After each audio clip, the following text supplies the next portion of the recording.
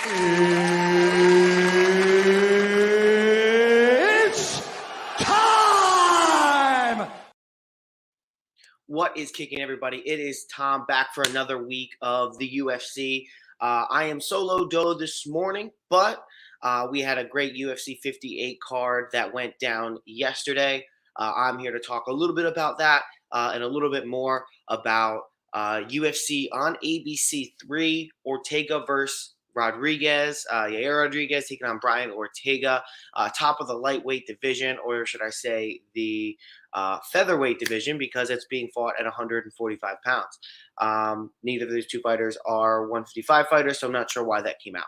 Either way, if you're on this video, do me a favor, like, comment, and subscribe. Let us know what your thoughts are on our picks, both from last weekend, on this upcoming weekend's picks. Let us know your feedback, what you want to see. Make sure you drop us a like and go ahead and subscribe. Hit the notification bell if you feel so inclined to. Make sure you follow us on Twitter and Instagram at _Pickin winners. And then you can also find my Twitter and Keith. And if you have anybody else here, you can find our Twitters right there. For the time being, let's go ahead and jump into UFC Vegas 58. It went on last night. The main event, we had Rafael Dos Anjos taking on Rafael Fiziev. Got those flipped up. Rafael Dos Anjos versus Rafael Fiziev. And that was a really close contested matchup. We were seeing a lot of good things out of Rafael Fiziev. His ability to deny takedowns, keep it standing. I think there was a time in the third round where Rafael Dos Anjos got in real deep on him. It was one of those takedowns where fighter kind of throws a right, guy's going to take that, after the takedown, ducks under, kind of hits his shoulder or his chest area into the guy's hip bone. Like, that's how deep it is, and you expect those to head up and end up dumping the guy on his back. And somehow Fiziev was able to use his muscular kind of build. He has a really, really strong torso area, back, core, chest area, to kind of avoid being able to be taken down. Ends up where they're both kind of almost face down, and then Fiziev ends up in a dominant position. So it was really, really interesting to see a fighter with the strength and the build of Rafael Fiziev being able to deny the takedowns of someone as accomplished in takedowns as RDA, be able to keep the fight standing. It was only in the fourth round where RDA really got a meaningful takedown, was able to sit down Rafael Fiziev. I think the round ended pretty much with Fiziev on the ground. He got up, I think, at the last second, and then the round was over, and then he came out in the fifth round and absolutely starched RDA with it looked like a fake knee to a right hand to a left overhand that ended up putting down RDA, follow-up punch, and that's when Mark Smith had got in and broken it up. It was a really, really good showing by Rafael Fiziev.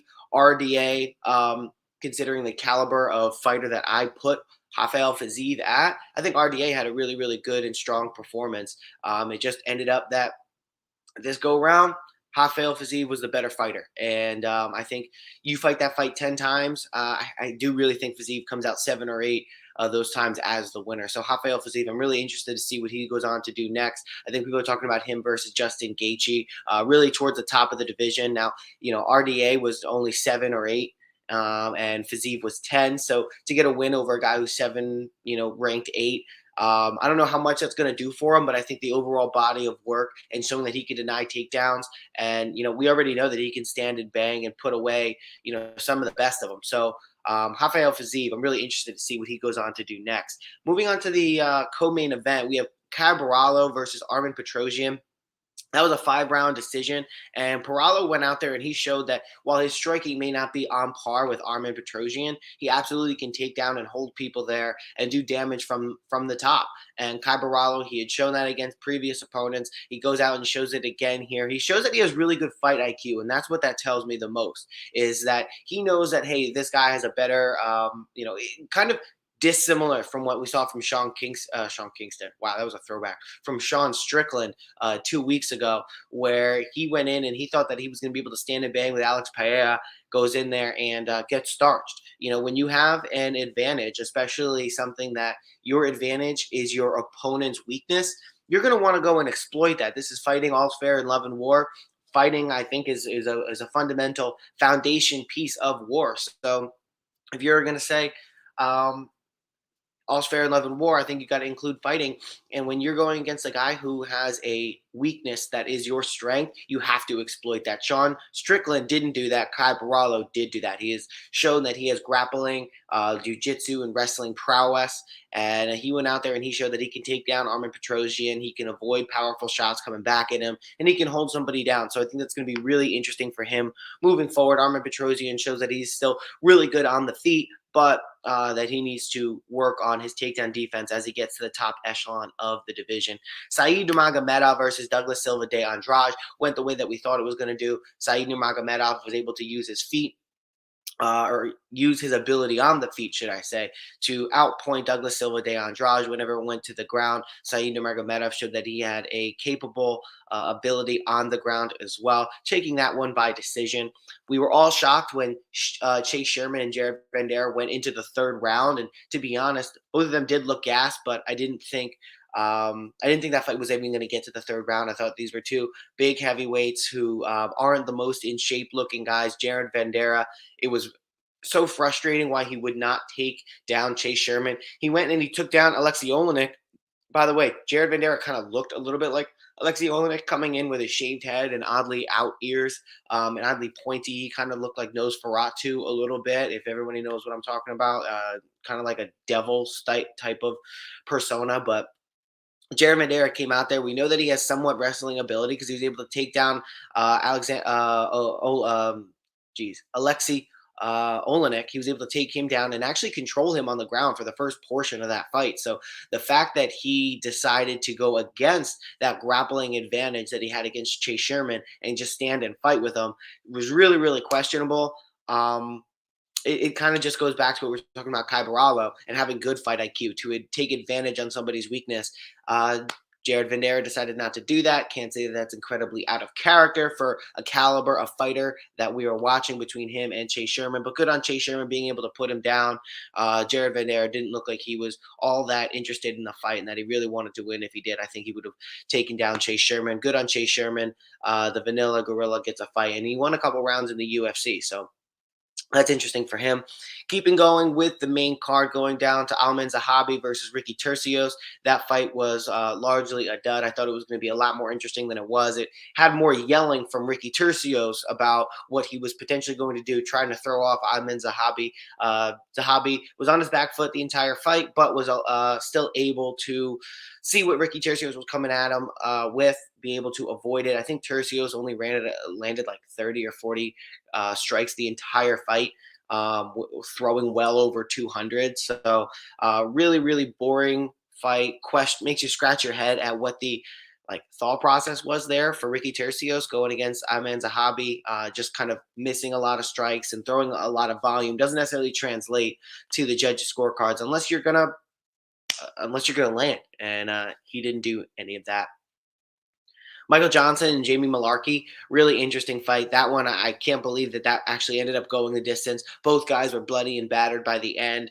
Even in the second round, I believe Michael Johnson was starting to leak a little bit from his eye. Jamie Mullarkey was leaking from his nose. That was a really, really good fight. It's a shame that kind of had Alman Zahabi and Ricky Tercios right above it because it gave you a false sense of what the card was going to be. But regardless, and maybe that was why we weren't as thrilled with the Zahabi Tercios fight because we just saw a banger right before that. But either way, I really liked the performance by Jamie Mullarkey going out there. He was able to use his reach, and he was able to hit Michael Johnson a fair bit. It was a back and forth fight. I think Jamie Mullarkey definitely deserved to get the win there. He was winning the majority of the fight, but Michael Johnson wouldn't go away. And in true Michael Johnson fashion, got into an absolute scrap. And, I'm interested to see what we're going to get from him, where he goes in the division from that. And then Jamie Mullarkey, he's 15-5 at this point. He's lost to some of the top echelon people in the division, but I'm thinking, he's going to get a slight bump in name notoriety, especially if he's going to go out there and put on absolute scraps. That's what the UFC wants first and foremost. I mean, they want people who are going to win, but they also want people who are going to go out there and put on entertaining fights because it is an entertainment business. And whether you're going out there, and that was the thing that I think really solidified the hype around Conor McGregor, not only was he a fantastic talker, but he would go out there and he'd put on really exciting fights. Same thing with Michael Bisping. They would talk, but they'd go out there and put on really, really exciting fights. And same thing with Chael Sonnen. Now, Chael Sonnen, his fights were maybe less exciting, but it was always interesting to see what he was going to do and say before and after. So, and he went out there and he had beaten Anderson Silva for the majority of a fight until he got submitted in the last few minutes of the fight. So, you know, I think it's super important that you go out and you have really entertaining fights and that you win, of course, but it's also important that you have a really, really good microphone and marketable personality. And I think with guys like Sean Strickland, he doesn't have the entertainment value of his fights to back up what his vocal mic skills are. So he would want to go out there. We want to see him get a little bit more fantastic knockouts, and he would be your pitch perfect kind of poster boy for the UFC. Israel Adesanya, he was right there. He had really interesting fights. He had amazing knockouts. The Kelvin Gastelum back and forth fight comes to mind. His knockout of Paulo Costa, and then he goes and he has this marketable personality. That is where that superstar kind of backing comes from, and what the pieces you need to make that. And unfortunately, I don't think the UFC, Israel Adesanya, now putting on somewhat lackluster performances. I'm not so sure that he is the promo guy. He is the person that the UFC thought he was at first, because his fights put people to sleep. And ultimately, you can draw in a lot of fans, but if they're drawing eyeballs, something that nobody wants to watch, it's largely for naught. And it puts on a bad reputation for the UFC. So all of that being said, kind of went through UFC, the main card of UFC Vegas 58, looking through a great performance by Cody Brundage, being able to go in there and knock out Tresean Gore. Antonina Shevchenko picks up a win. I know that she's been star for it. David Onama looked phenomenal in his submission of Garrett Armfield. Went in there in the second round, got it done. Kennedy Nzechukwu looked gigantic going against Carl Roberson, was able to just absolutely swarm him the entire length of the fight, finishing it with about 3 minutes left in the third round. So that was really, really interesting. Overall, I would rate the card about a 6.5, 7 out of 10. It was a free card, so not always going to have the most name value, but I think some of the fights were really interesting. Personally, I think I went 6-1. My only loss is picking Jared Vanderaa over Chase Sherman. If you remember and go back to that video, I did say that the main pick there, though, is that the fight's not going to go to decision. So went with that. And I think I improved my overall rate until about 75% in 2022. Keith, I think he went 4-1, maybe 4-2 last week. So the Pick and Fights boys still got you coming out ahead. Personally, in the rare instances where I make a lot of parlays and a lot of my parlays hit, so I ended up with a little bit of cheddar in my wallet, in my Barstool bank account. That being said, let's move it on to the card that we're all here to talk about and discuss. UFC Fight Night, Ortega versus Rodriguez. We have Brian Ortega taking on Yair Rodriguez, both guys who are at the top of the featherweight division. Brian Ortega just coming off of his fight against Alexander Volkanovski. Yair Rodriguez coming off of a most recent win. If my thing will load here, coming off of actually a loss, should I say, to Max Holloway 6 months ago. We saw what Max went on and did to Volkanovski, which is not a ton of much. So, Yair Rodriguez, well, before I jump into that fight, how about we start how we always do with our prelim locks. So some of my prelim locks, and forgive me, I am not only the man on the sticks as I am every day, but I am now the host and the content provider. So trying to juggle all these positions. So bear with me. First fight that I want to talk about is going to be Jack Shore versus Ricky Simone. That is a really, really interesting fight. I know Jack Shore is someone that a lot of people are very, very high on. He's coming in 5'8", 71-inch reach, 27 years old, fighting out of Wales, 16-0. He has 5 on in. He beat Tamir Valiev by decision, Ludovic Sholinian by decision. He beat Hunter Azure by a split decision, Aaron Phillips by submission. And then 2 years and 9 months ago, he got a submission win via rear naked choke over Neolene Hernandez. So a lot of people are really high on Jack Shore, especially if you're from the UK. He is going to get a step up in competition, or he's going to be a step up in competition for Ricky Simone, the guy he has taken on. Ricky Simone, strong in his own right. Both guys are very, very good grapplers. And Jack Shore was able to avoid takedowns. He is able to get takedowns with ease too. He's able to take down Ludovic Sholinian, who was a Ukrainian wrestler and a world champion Ukrainian wrestler in his own right. Michael Bisping likes to compare Jack Shore to GSP a lot. I think he's very technical. He's constantly in the gym. He'll have a fight, take maybe a weekend off, be right back in there training. And so I really like that. He's not this type of Darren Till type who's going to go and have a party, relax on the beach. He is not a Patty Pimlet who's going to gain 10, 20, 30 pounds while he's out of camp or out of fighting season. So I like Shore's dedication. He had a really, really close fight with Timur Valiev, but was able to pull it out in the final round and make it decisive so that he ended up getting the decision. So I think he's got a really good gas tank, especially when your name is Tank. That could go one of two ways. That could be tank because you're gas tank. That could be tank because you are a tank, like a military tank. He's fighting at a Shore mixed martial arts, so it's his own gym. So he's going to get 100% of the focus there. And I just think Ricky Simone doesn't have the wrestling pedigree or the technicality on the feet to be able to stand and beat Jack Shore. I think this one is probably going to go to decision. I don't see Ricky Simone getting knocked out. I mean, he's got a good chin in his own right, but coming off of wins against Rafael Assunção, which he did look good in, but it's Rafael Assunção. It's wins over guys like Brian Boom Boom Kelleher, who we don't see in the UFC anymore. Like, I just think, or I think he's still in the UFC, but he's fought actually not too long ago. I don't think those wins stack up as well as wins like over Timur Valiev or Ludovic Sholinian. I like the overall skill set and combination of factors that Jack Shore is bringing to the fight here over Ricky Simone. But I think it's going to be a really, really good fight. But I am taking Jack Shore as a prelim lock. Also as a prelim lock, I'm going with Punahele Soriano. He is going against Dalcha Liam Gambula. Liam Gambula is a guy who is a big, strong power puncher. He has had some adversity in his career coming in at 11-4. He's got a 76-inch reach, standing at 5'8" in the 185-pound division, coming in tipping the scales at 186. He is 100% shredded and jacked to the bone, which can be great in terms of power and speed sometimes too, but can definitely hinder you as you get later on into the fight. Coming in, his 5 on in, he's 3-2. He got submitted by Cody Brundage.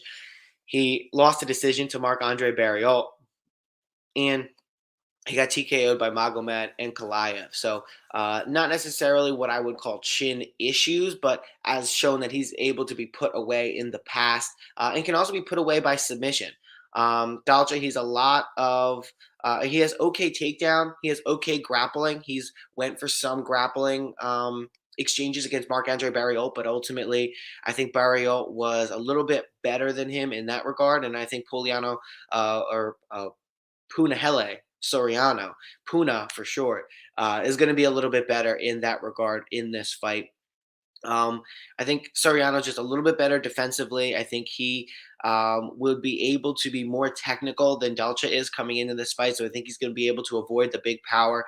And I think it's ultimately going to go into the later rounds. And that's where we're going to see Punahele really start to come into his own in the later rounds. He's going to have a little bit of a strike disadvantage, but training out of Extreme Couture.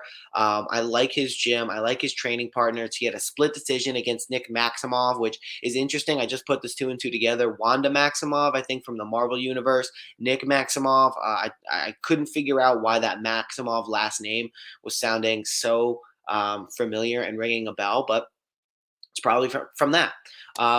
Split decision against Nick Maximov. I think Maximov took him down like 11 times. Now, Pugliani Soriano, not extremely well versed in the grappling. I think he's going to have enough to be able to contend with Dalcha here, but not super well versed against a guy who specializes in it, like Nick Maximov. But here's the thing. He was taken down 11 times, still ended up winning a split decision. He got the majority of the on the feet exchanges, and he was able to land a lot of good strikes when he was taken down by Nick Maximov. So I like Poliano Soriano.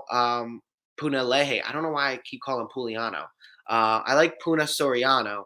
I like him here. I think he's going to be able to keep the fight standing if he so chooses. If he does get taken down, I think he's going to have the ability to get back up. I don't think Nick Maximov is going to be even close to type of grappling competition that he's going to see with Dalcha Liang Gambula.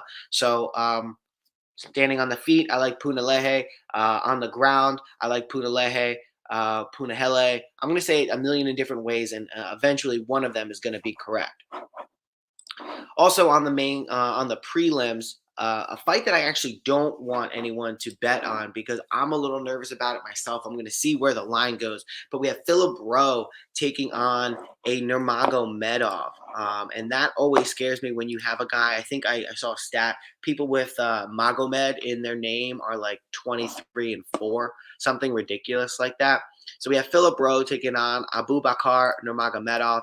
Abubakar Nurmagomedov is a guy who looks very similar to Khabib. He's got Khabib in his camp. Last time he fought and he lost against David Zawada, this was 2.5 years ago. He had both Khabib and Abumanap in his corner. Still managed to find himself to get in a triangle choke submission. It was either an armbar, triangle. He had to pick one. I just think at that point in time, you had the Abubakar went in there with a little bit too much hype or confidence in himself and wasn't as technically sound and safe as maybe we know to expect from a Nurmagomedov. So with that being said, I think he's going to take a lot, or he has taken a lot of time away from the UFC, just specifically training on those finer points. Came out, looked good, got a unanimous decision win over Jared Gooden about 1.5 years ago. And again, taking some more time off. And I think we're going to go out and see an Abubakar who's more technically sound in his grappling defense and offense situations. I think he's going to be able to have those takedowns. And he did take down David Zawada fairly easily. So I think he's going to be able to still get those takedowns, but be able to stay safe in those top positions. And it does make me a little bit nervous because Philip Rowe, looking at Tapology, is picked by 61%, most of them by knockout, to take Abubakar. He's got 61% of 563 votes, Philip Rowe does, to knock out Abubakar Nurmagomedov. I'm not so sure I see that happening. He definitely has the power in his hands, Fresh Prince Philip Rowe does, but his only loss in his last 5 is against Gabe Green. Gabe Green, solid competition. But the wins, Orion Cosecco by TKO and Jason Whip by TKO. Not the best competition there for Philip Rowe. He's 31 years old, 6'3" with an 80.5-inch reach. So definitely going to have the reach advantage in this fight by a good amount. But I just think that I can't pick this. You have the guy who is more of a stand-up fighter with a long reach advantage. Is he going to be able to keep the distance? You have Abubakar Nurmagomedov, a guy who historically has a name that is going to lend itself to really good grappling ability, but he's been submitted before. Philip Rowe has his own type of Brazilian Jiu-Jitsu acumen, fighting in Who's Number One, and actually fought against Gordon Ryan in grappling bouts. So Philip Rowe is accomplished on the feet. I don't know if he's accomplished enough to submit Abubakar Nurmagomedov, but he absolutely has the possibility to, with David Zawada being able to do it. So there's a lot of question marks surrounding. I think Abubakar is going to take a lot of time off and just really focus on those finer points of his grappling. So he may make for a really good underdog pick as the week goes on, but I don't think I can bet on Philip Rowe confidently, knowing what Nurmagomedov has in the tank, knows what he potentially could be, knowing that he's going to have Khabib in his corner. And that was his real weakness, was being able to be submitted in the past. So Both guys still early in their 30s. I'm not seeing anything that's going to tip this one way or the other. I'm not seeing anything that's telling me that Philip Rowe is absolutely going to go out there and get a knockout and the confidence that I'd like to have and keep delivering you a prelim lock. But that's something that I definitely want to keep an eye on as the rest of the week goes on, and potentially take Nurmagomedov as a bet, as a good underdog as the line continues. And then final prelim lock, I am going with the first fight to open up the card. Jessica Penne versus Emily Ducote. This is Ducote's first time inside the UFC. She had a stint with Bellator in the past that didn't go well. She was pretty solid in Invicta. She can TKO her opponents. She can submit her opponents. She shows that she has that ability and that versatility anywhere that the fight goes. But I just don't think she's going to be able to submit Jessica Penne here. I think Penne has her own ability on the ground. I think that she is definitely capable of submitting fighters herself. So I think those two abilities are going to cancel themselves out. We're going to see a stand-up fight. If it does go to the ground, I think both of them are going to be able to be accomplished enough in that ground game to stay safe. And I just think this one is going to go to decision. And that's the lock part about this, is that I think this Jessica Penne versus Ducote fight, I think it's going to go to decision. And that is your prelim lock. So Penne versus Ducote is decision. There is a lock to watch. I'm going through puberty again. A lock to watch: Philip Rowe versus Abubakar Nurmagomedov. I like Punalehe Soriano over Dacha Liang Gambula, and I like Jack Tank Shore to take this one over Ricky Simone. Moving on up to the main card, we have a banger, and I say that in jest. Lauren Murphy versus Miesia Tate. Lauren Murphy is a fighter who, when you watch her, sometimes you question a little bit about how this is a fighter who fights the best people in the best organization. I think she leaves a lot of questions. She's not somebody that you would look at and go, oh, she is clearly the top in the world. She is not well accomplished standing up. She does not have a great ground game. And I don't, and the other side of it is that Lauren Murphy, that Miesia Tate is questionable in and of herself as well. Miesia Tate is coming back after having 3 or 4 years off. She retired and then decided to come back into the game. She had a really good win in her first fight back, but it was against 44-year-old opponent who ended up retiring shortly after that. So I'm just not so confident in taking either of these fighters, but I think I'm going to have to take Miesia Tate over Lauren Murphy here, because Lauren Murphy has just shown that she doesn't have a strong ability in any particular area of mixed martial arts. Miesia Tate has shown that she can control people on the ground, both in her earlier career and her current career. And by current career, I mean the second stint, the second iteration. Now, she had a back and forth fight against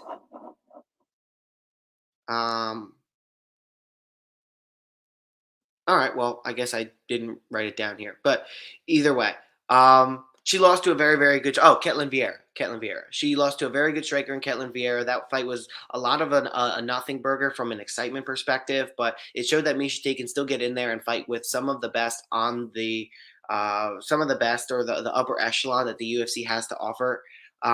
So I like Miesia Tate for that one. I just think that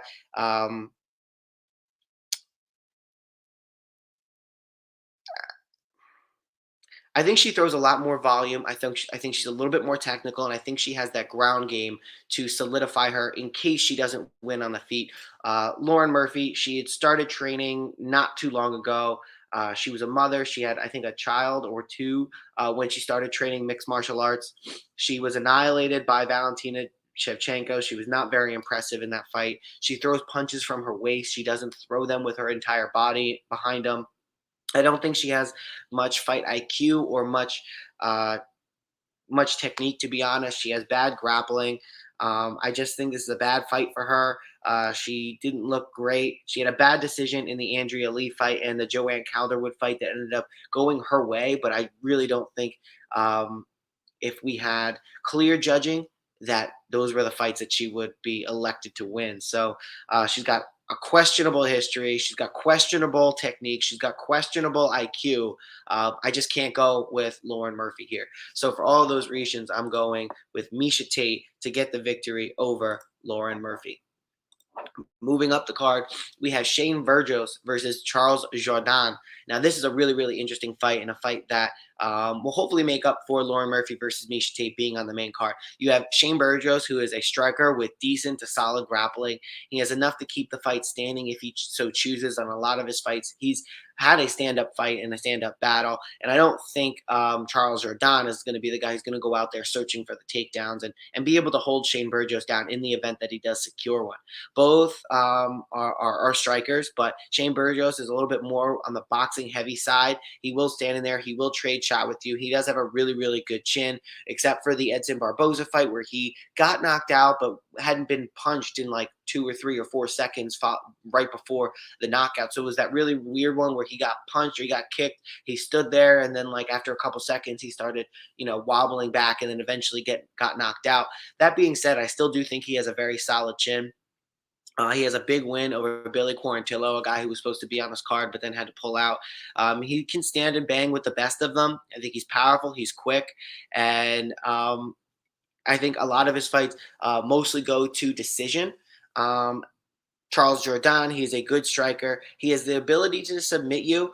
He is very, very fast in his striking, but he doesn't rely on his submission or his grappling ability unless he absolutely has to. He finds himself in a precarious situation.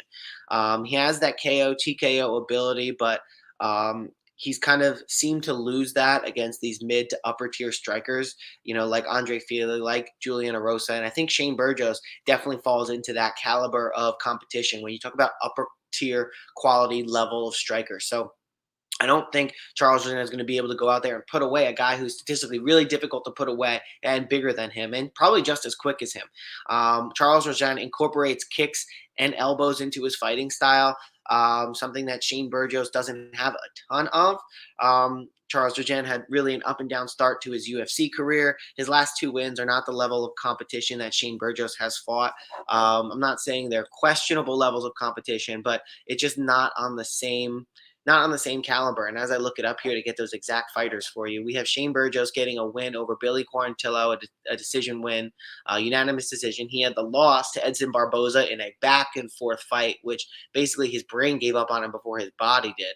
And then he had a back and forth decision against Josh Emmett, a guy at the top of the division now too.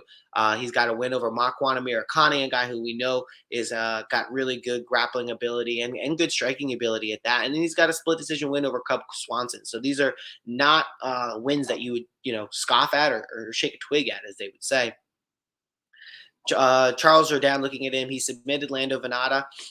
He has beaten by decision Andre Ewell. He lost to Julian Erosa via jar choke, and he has a win over Marcelo Rojo via TKO a year and 3 months ago. I think when you look at the level of competition that these guys have faced, it's similar, but it's not the same. It's enough give me a lot of confidence going into this with Shane Burgos going to be the winner. I think it'll be by decision because I just think Charles Jourdain has a pretty good chin in his own right. But I'm going to have to go. And Shane Burgos has shown that he doesn't go for the TKO as of late. So I'm going with Shane Burgos over Charles Jourdain in the second fight on the main card. In the third fight on the main card, we have Matthew Christopher Schnell deciding to change his name. Add that Christopher. Used to always be Matt Schnell. Now I'm going by his full legal name, Matthew Christopher Schnell, versus a guy with one name and making up for the kind of multiple names that Matt Schnell wants to have. Sumudaerji.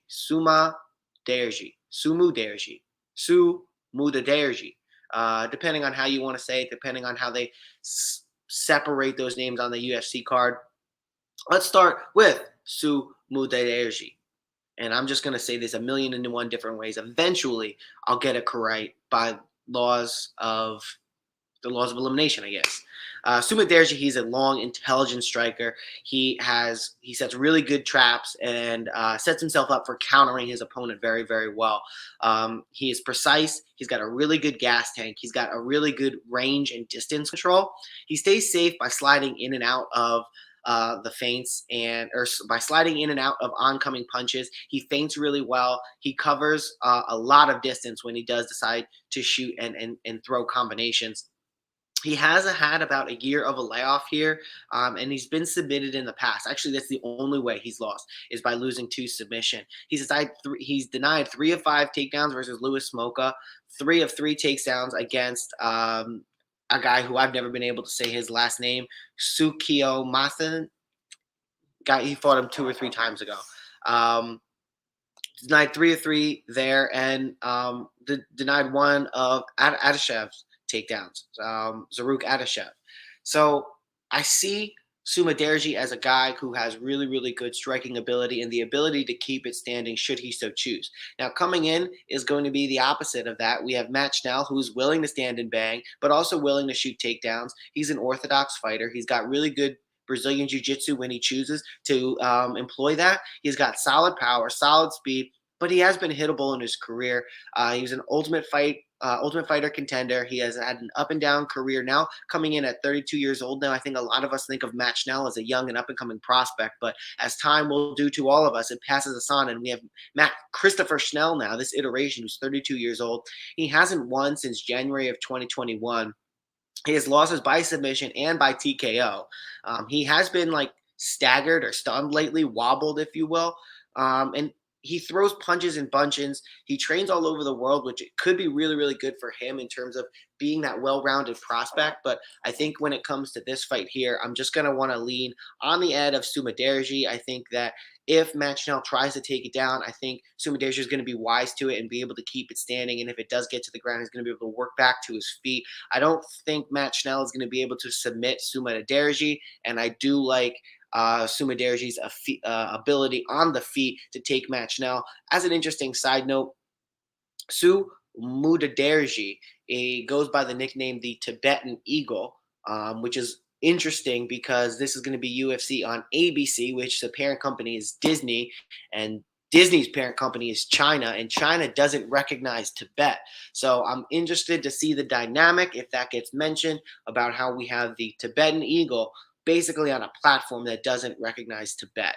That's going to be something interesting. But I think Matt Schnell will try to take him down. I don't think he's going to be able to find much success prolonged there in the fight, or at least not early. I think Sumudaerji is going to be able to use his distance and his ability and his setup to be able to put Shane Burgos away. I think Sumudaerji is going to be able to win this one. And I feel pretty confident, about 70% confident on that one. I would take him. I don't know what the betting line is right now this early, but I'm going with Sumudaerji to take the win over Matt Schnell. Let me check the comments, see what's going on. Cassius Cam. Schnell has way more ways to win, but Sue is better at finishing. I mean, yeah, he has more ways to win on the ground for sure. He brings that Brazilian jiu-jitsu and that kind of wonky style. But I just think Sumudaerji has shown enough that he's going to be able to find his way out of those and maybe not even find his way into those bad situations. So I like Suma. And I also like him because of the Tibetan thing. I think that's going to be really, really interesting to me, seeing about how how Disney and everybody goes about handling that. For whatever reason, when I was taking my fight notes, I decided to do it out of order. So bear with me while I find the right page to talk about Li Jingliang versus Muslim Salikhov. And while I was stalling, I was able to find it. Li Jingliang is a really interesting guy. He obviously, I think a lot of us were mostly introduced to him when he got annihilated by Khamzat Chimaev in his most recent fight. But I kind of want to throw that away because of the prospect that Khamzat Chimaev is. Li Jingliang, he hurt Neil Magny very early. He's got a good mix of striking and grappling, and he's got a pretty decent chin. He's a powerful puncher, and he's a powerful counter puncher at that. He does his best work moving forward. I think he's got a good straight right and a counter left. And he will be a guy who will give one in order to get one. So he's going to take some punches in order to give out some punches. He's going to really rely on his chin in that regard. He can get out later in the fight. But I think a lot of his success is based on movement. When he's going back and not able to lunge forward with punches or have his opponent stand straight with him, I think he runs into issues. If his opponent is continually going to walk forward and Jingliang is not going to have that opportunity to be able to burst forward and get his opponent on his back foot, it hurts him a lot. And we saw that with Khamzat Chimaev. Khamzat Chimaev came right at him, took him to the ground, and that was pretty much all she wrote. Muslim Salikhov is really interesting. I think he has well over 185 kickboxing wins. So this is a fight that I anticipate to fully see on the feet. He's not very fast, but he is very technical, and he's a good side kicker. He likes to throw a lot of those lead leg kicks, throw him to the side, throw him to the body. He's very intentional, and he is very experienced when it comes to striking, and he's got a solid chin in his own right. He moves forward. He has a big overhand right. He's got a really good gas tank to boot. He's not great, but he's got solid grappling, something that I don't think is going to matter all that much in this fight. When we're looking at who's going to win this fight, it's going to be a close one. I think it's going to be an interesting one because both guys are not going to want to go to the ground. I think both guys are going to want to stand and bang. I think we may see Lee shoot before Muslim Salikhov shoots, but I think that's only going to be because Muslim Salikhov is the exact opposite of the fighter that Li Jingliang wants to have. He wants to be able to stand or move forward. Lee does, and Muslim Salikhov is going to keep coming forward. He's going to use his distance and he's going to use his leg kicks to be able to push Li Jingliang backwards. And I also think as the fight moves on, as it gets into the later round, Muslim Salikhov has the better gas tank and the better fight IQ. There are times where Li Jingliang, when he gets into a situation that he's uncomfortable with, you can absolutely tell because he looks like a deer in the headlights. Go look at the Khamzat fight. He looks like he is overwhelmed the entire length of that fight.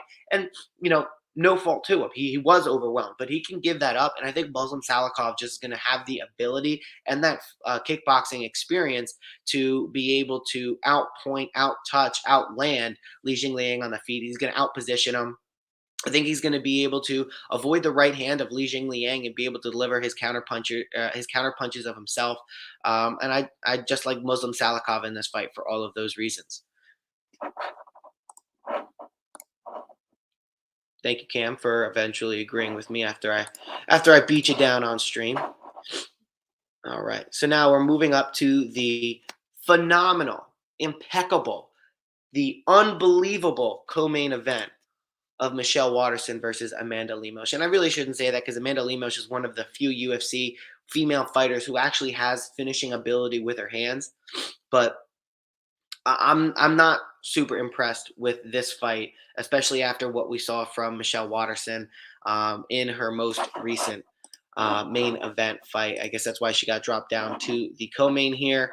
As I just pull up their pages so I can give everybody all the information that we want in order to make our predictions. So we have Michelle Waterson, the karate hottie. Definitely understand where she got that name from, with her karate style stance, a lot of leg kicks. She's 36 years old, fighting Albuquerque, New Mexico, 5'3", 62-inch reach. Albuquerque, that's going to be synonymous with Jackson Wink.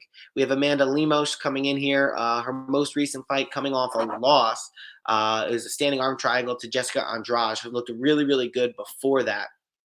Fighting out of Brazil, 35 years old, going up a weight class here. They're going to be fighting at 125 pounds, I believe. But Amanda Lemos is really, really big for the division. She is a strong woman. She's fought at 125 and 135 pounds before outside of the UFC. She's going to have a 3-inch reach advantage here. And I think when we're talking about a fighter who has that ability in her hands to put people away, I don't think she's going to be able to put Michelle Waterson away. Michelle Waterson has been in there with, some powerful punchers. And, she lost a unanimous decision to Joanna Jędrzejczyk.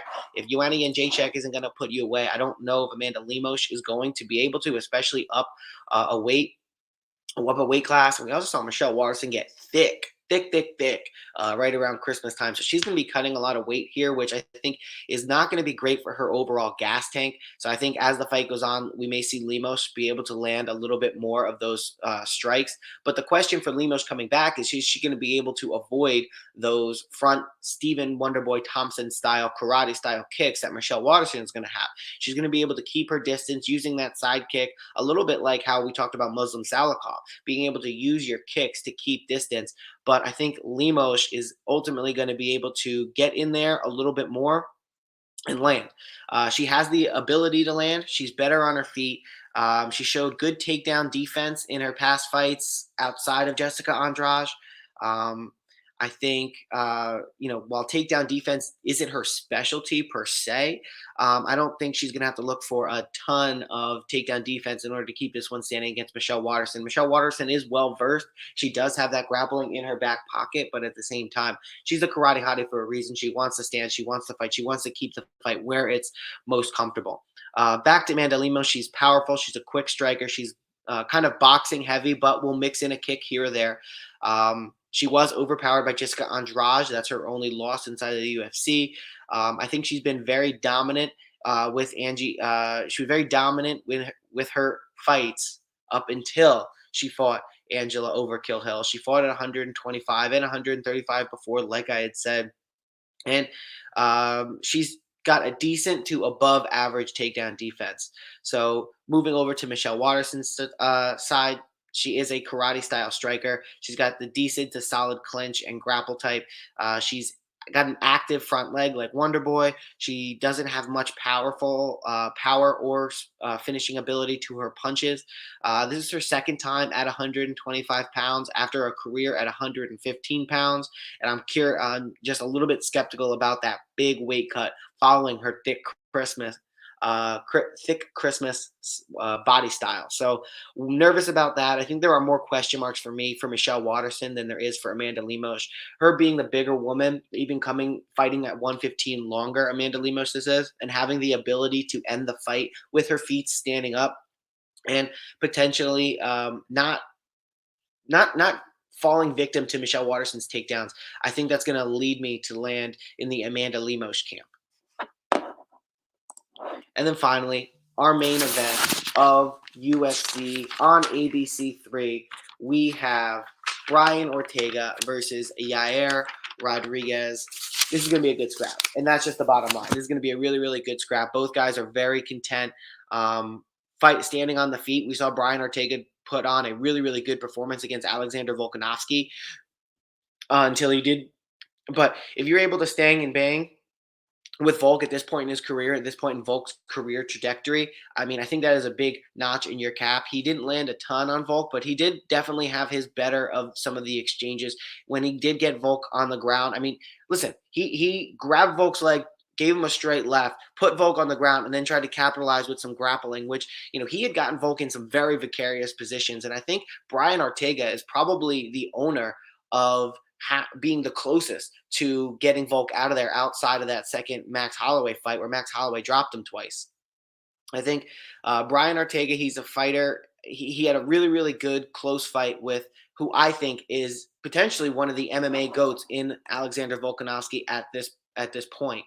I think this absolutely came. I think this fight is a shoo-in for fight of the night. I never understood that term shoe-in. Like, I don't know if it's like shoe, like shoe away, or shoe, like he's got one shoe in to be it. So that's just an interesting side note. But Brian Ortega, really good fight with someone who I consider to be the GOAT in Alexander Volkanovski. He has solid stand-up. He has a great Brazilian jiu-jitsu game, especially when it comes to his submission ability. He's still pretty young. I think he's only 29 or 30 years old, arguably entering his prime. He's got really, really great experience and a strength of schedule. His only losses are to Max and Volk, and I don't think that that's going to change. He's not going to lose versus submission, and I think he's vastly more experienced when it comes to 5-round fights. Looking at Yair Rodriguez, he is a fast striker. He is very dynamic. He's long with really good kicks and different kicks. He will throw kicks from all different angles. He'll hit you with a side kick. He'll hit you with a question mark kick. He'll hit you with a standing side kick. He's been in the UFC for a long time. He's still getting better, still improving. He's training and focusing a lot on his Brazilian jiu-jitsu lately, but when you're going against a guy who is as well versed as Brian Ortega is, that may help you for a short period of time. But if he's not able to get up, eventually Ortega is going to drag him into deep waters, as Khabib likes to say, and he's going to find a way to put him away if that's truly what your weakness is.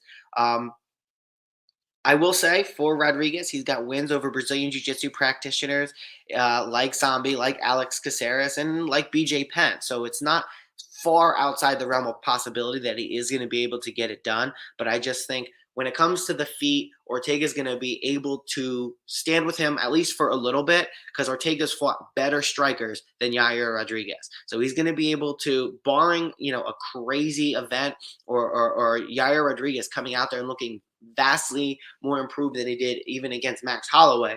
Barring one of those events, I think Brian Ortega is going to be able to handle himself on the feet. And then when it gets to the ground, I mean, it seemed like it'll be just Brian Ortega playing with his food to a certain extent. Yair Rodriguez definitely has some Brazilian Jiu-Jitsu in his back pocket. I don't want to understate that, but when you're compared against a guy who is potentially one of the best Brazilian Jiu-Jitsu practitioners in the UFC today, that's not going to get you a whole lot closer to winning the fight. So with that being said, Ortega is far better on the ground while he's able to be competitive at the very least in the stand-up game. I don't think Yair is going to be able to KO Brian Ortega if Max Holloway wasn't able to, or if Volkanovski wasn't able to. I don't think Yair is definitely not going to be able to submit him. And winning on the judges, this scorecard is going to be challenging if Brian Ortega is able to take down Yair Rodriguez and stay in top position and stay in a dominant position and throw up those submissions. That's making a decision win for Yair Rodriguez even more of a challenge. So when I'm looking at this, I just don't see how Yair gets it done. Brian Ortega, of course, is going to want to get in close to be able to get it to the ground, which is going to make it harder for Yair to get off those kicks that make that bring his entire fighting style together. So I'm really worried about this one for Yair Rodriguez and his bettors. I'm going to take this one on a third or fourth round submission by Brian Ortega. So yeah, going Brian Ortega on this one. So while we have went through all of the fights on the main card, it'll be my opportunity to run back through our main event or my picks for this entire card. And check this out, guys. Instead of playing our normal rock, I'm going to play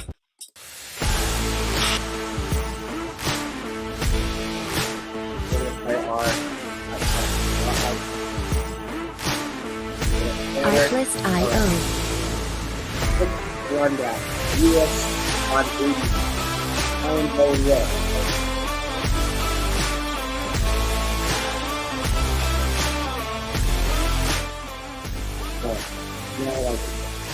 I'm going with Music licensing reimagined. Alright. I'm going with Jessica Penne and Emily Ducote to end in decision. I'm staying away from Claire Blow and Abubakar card than Nurmagomedov because I think Nurmagomedov, having Nurmagomedov last name and having Khabib in his corner is not someone that I ever want to bet against. But if these ones are really big underdogs, there might be some value. Moving off the card, sprint on the prelims, I'm going with Jack Shore to beat with the Schnell. I think Jack Shore could be this everything in the UFC. It's good in connect distance, he's good in all areas, and I think he's just better at what Richard Schnell is good at. Going with Sumudaerji and Stimano to win over Calcef, Young Zambia. I think they want to say out of Zambia to a real good right hand. He's going to be able to outgap it if that's what it's supposed to be. Going with Music Tate over Lauren Murphy, I don't think Lauren Murphy knows how to fight at the top level of competition, as well as one share in the UFC. So Music Tate is going to get the victory there. Burgos is going to get the victory over Charles Jourdain. He's just better at him than what Charles Jourdain is good at. I'm going with Sumudaerji to get the win over Matt Schnell. I'm going with Salikhov to get the win over Jingliang Jingliang. I'm going with Amanda Lemos to power in the hand. Put it to Michelle Waterson, randomly damage his strikes. So in this 3-round bout, I think the more powerful damage will be placed in the first and the second. You need her, even if she drops the third, she's going to win this one by mistake. And finally, at the top of the card, I'm going with Ryan Ortega to get a consistent victory over Yair Rodriguez. I think Ortega going with Ryan Ortega overall because our main event hasn't been unless we're talking about UFC Vegas 58, so Rafael Steve finished Rafael Rosano in the fifth round. So with all of that being said, you have my picks, you have our reasoning. Go ahead and drop us a like, throw us a sub if you feel so inclined. We would really appreciate it. And then drop us a comment. Let us know what you think of the video, what you think of our picks. If we've won you any money or any bets in the last few cards, let us know. We want to hear stories of success. We want to hear stories. Actually, no, we don't want to hear stories of losses. We don't talk about losses here. But thank you for watching all the way through. Drop us a like, comment, subscribe. Go ahead and follow me on Twitter. It's right here. Make sure you watch our Pickin fights and listen to it. If you haven't, if you're in the car, if you like to get your picks on the go and listen to things, well, guess what? We're on Spotify. We're on Instagram. Obviously, we're on YouTube. We're on Twitter. Check us out. Thanks so much, guys. And we will see you